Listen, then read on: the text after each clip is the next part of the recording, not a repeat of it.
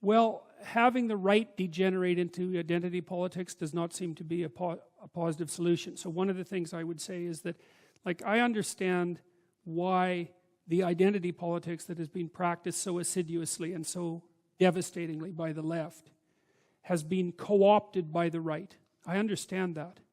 But then here's what I would say to the people on the right who are playing that game.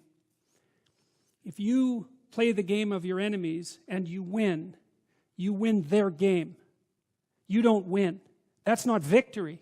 You just become the most successful exponent of their pathology. Well, how is that a good thing? It's a bad thing.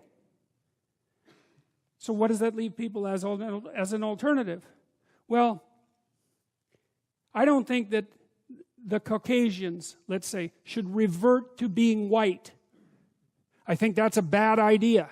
It's a dangerous idea. And it's coming fast. And I don't like to see that. I think the whole group identity thing is seriously pathological. I think we've made big mistakes in Canada. I understand why, at least to some degree in that respect. And that large mistakes are being made all over the Western world, where we're making your group identity the most important thing about you. I think that's reprehensible. I think it's devastating. I think it's genocidal in its ultimate expression. I think it will bring down our civilization if we pursue it. We shouldn't be playing that game. So what's the alternative? You know, I've thought for a long time about a political career, really, forever, since I was like 12, really, for a long time. And I've always decided against it because it seemed to me that the proper level of analysis with regards to the solution of the problem that we're facing isn't political. And that's why I think it's a mistake when what I'm doing gets politicized, either by me or others. I think that the way that you deal with this is to put yourself together. I really believe that, is that because I think that individual people are far more powerful. They're certainly far more evil than they're willing to consider. But that's also a sign of their unbelievable power. So I think that what you do is you aim high and put yourself together and stay the hell away from the ideologues.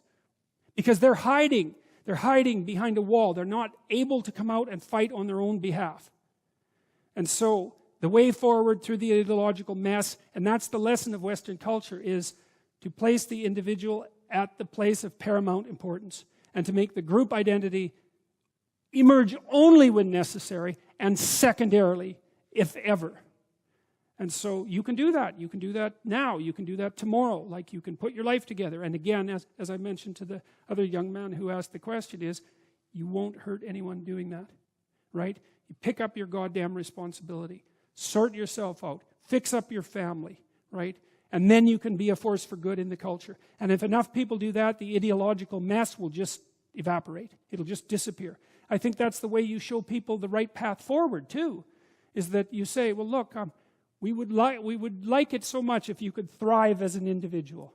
Drop your cult-like affiliation, right? Step out of the shadows, the demonic shadows of your ideological possession, and step forward as a fully developed person into the light. Do it by example. That's your best bet, man. So that's what it looks like to me.